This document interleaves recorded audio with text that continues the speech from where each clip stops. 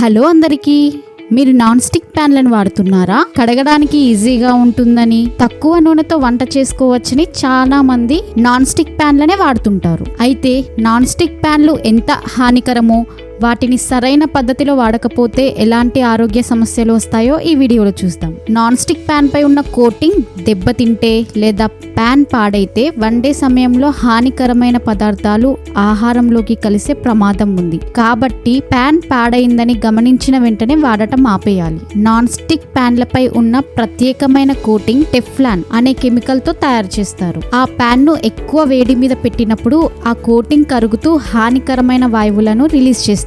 ఈ వాయువులు ఎక్కువగా శ్వాస తీసుకుంటే టెఫ్లాన్ ఫ్లూ లేదా పాలిమర్ ఫ్లూమ్ అనే సమస్యలు రావచ్చు. ఇవి జలుబు, జ్వరం, తలనొప్పిలా అనిపిస్తాయి.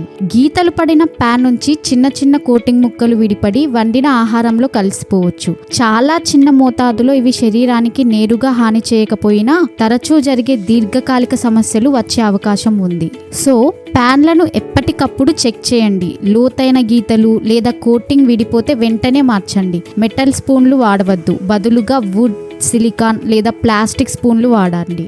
గీతలు పడిన నాన్ స్టిక్ ప్యాన్లను వాడకుండా ఉండడమే మంచిది. చిన్న చిన్న జాగ్రత్తలు తీసుకుంటే మన ఆరోగ్యాన్ని కాపాడుకోవచ్చు. కాబట్టి నాన్ స్టిక్ ప్యాన్లను ఎప్పటికప్పుడు చెక్ చేయండి. అవసరమైతే కొత్త వాటిని వాడండి. లేదంటే వంటకి సెరామిక్, స్టీల్, ఇనుప పాత్రలు వాడండి. డైట్ చేసేవాళ్ళు, షుగర్ ఉన్న వాళ్ళు ఫుడ్లో ఆర్టిఫిషియల్ స్వీట్నర్స్ని ఉపయోగిస్తుంటారు.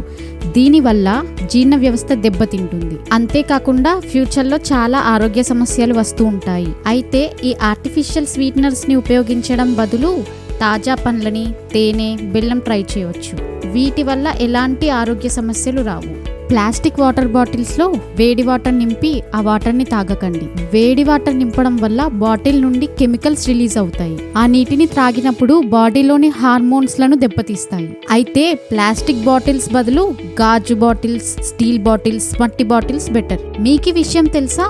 బాక్సుల్లో ప్యాక్ చేసి ఫ్రీజ్ చేసిన మాంసం ఉంచేందుకు నైట్రేట్ కలుపుతారని. ఎప్పుడో కట్ చేసిన మాంసం అని తెలిసి కూడా మనం కొనుక్కొచ్చుకొని తింటూ ఉంటాం. ఈ ఫుడ్ తినడం వల్ల చాలా కాలం తర్వాత జీర్ణ వ్యవస్థ దెబ్బతిని క్యాన్సర్ కూడా వస్తుంది. మనం రేపు ఆరోగ్యంగా ఉండాలంటే ఈ రోజు మంచి ఫుడ్ తీసుకోవాలి. అందుకే అప్పటికప్పుడు కట్ చేసిన మాంసం మాత్రమే కొనుక్కోవాలి. మనం ప్రతిరోజు వాడే హ్యాండ్ వాష్ లో, యాంటీ బ్యాక్టీరియల్ సోప్స్ లో ట్రిక్లోసాన్ అనే కెమికల్ ఉంటుంది. ఈ కెమికల్ వల్ల మంచి బ్యాక్టీరియాతో పాటు చెడు బ్యాక్టీరియా కూడా నశిస్తుంది. సో దీనివల్ల మన గట్ హెల్త్ దెబ్బతింటుంది. గింజల నుండి తీసిన నూనెలో కలర్, టేస్ట్ ఎక్కువ రోజులు స్టోర్ చేయడానికి ప్రిజర్వేటివ్స్ ని కలుపుతారు. దీనివల్ల మన డైజెషన్ లో ప్రాబ్లం వస్తుంది. అందుకే పప్పుల నుండి తీసిన నూనెను వాడడం చాలా మంచిది. రూమ్ స్మెల్ మంచిగా ఉండటం కోసం, ఫ్రెష్ ఫీలింగ్ కోసం ఎయిర్ ఫ్రెషనర్లు వాడుతూ ఉంటాం. కొంతకాలం తర్వాత దీనివల్ల హార్మోన్ ఇన్బ్యాలెన్స్, అదేనండి హార్మోన్ల సమతుల్యత దెబ్బతింటుంది. రూమ్ ఫ్రెష్ గా ఉండాలంటే ఎసెన్షియల్ ఆయిల్స్ ని వాడితే బెటర్. ఈ ఇన్ఫర్మేషన్ కనుక మీకు నచ్చినట్లయితే ఖచ్చితంగా అందరికీ షేర్ చేయండి, లైక్ చేయండి. అండ్ మరిన్ని కొత్త హెల్త్ టిప్స్ కోసం మా ఛానల్ని సబ్స్క్రైబ్ చేసుకోండి.